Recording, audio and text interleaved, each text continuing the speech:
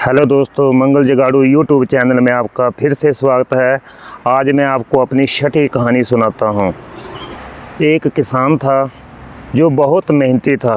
वो अपने खेतों में जी जान से मेहनत करता था और उसे अपनी मेहनत का फल भी मिलता था।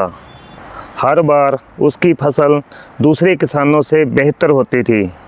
किसान के 3 पुत्र थे, मगर किसान ने कभी भी अपने तीनों पुत्रों से कभी भी खेतों में काम नहीं करवाया, क्योंकि वो चाहता था कि उनके तीनों पुत्र पढ़ लिख कर कामयाब हो और एक अच्छे इंसान बने। किसान का बड़ा लड़का कुछ दिन स्कूल जाने के बाद उसका मन पढ़ाई में नहीं लग रहा था।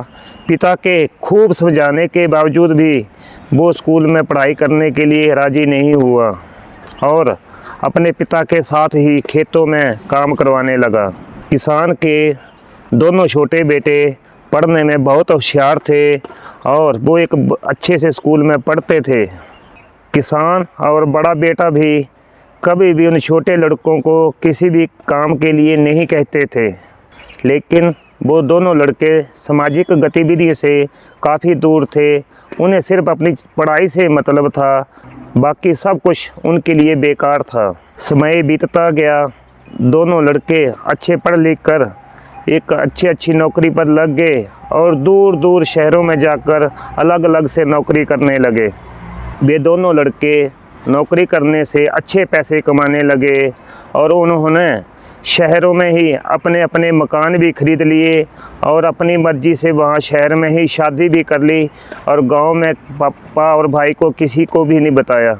नौकरी लग जाने के बाद और उन्होंने शादी कर लेने के बाद वो कभी भी गांव में अपने पिता और भाई से मिलने तक भी नहीं गए।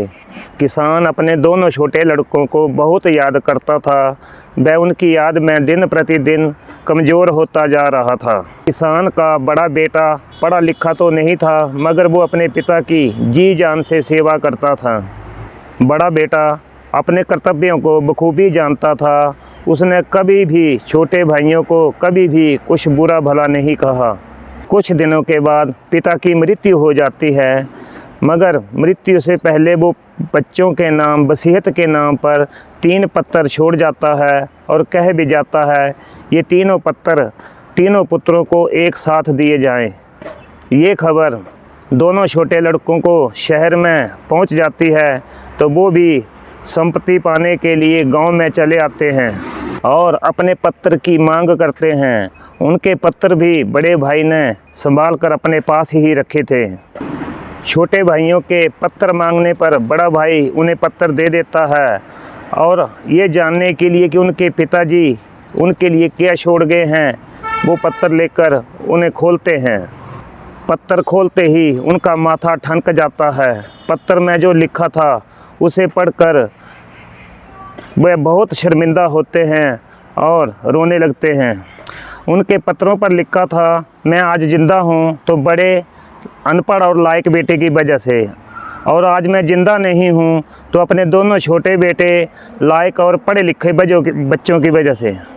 मेरी आधी संपत्ति बड़े बेटे को दी जाए और आधी संपत्ति अनाथ बच्चों के लिए दी जाए। ये कहानी हमें बहुत कुछ सिखाती है। आजकल की व्यस्त ज़िंदगी में हम पैसों के लिए अपने बूढ़े माँ बाप को भी घर में अकेला छोड़ देते हैं। हालांकि हमें उन बुज़ुर्गों की सेवा करनी चाहिए। आज हम पैसों की भाग दौड़ कर रहे हैं तो उन्हीं बुज़ुर्ग माँ बाप की वजह से कर रहे हैं। तो दोस्तों, हमें बुज़ुर्गों की ख़ास देखभाल करनी चाहिए, उन्हें अकेला नहीं छोड़ना चाहिए। दोस्तों, कैसी लगी मेरी कहानी कमेंट करके ज़रूर बताएं। धन्यवाद।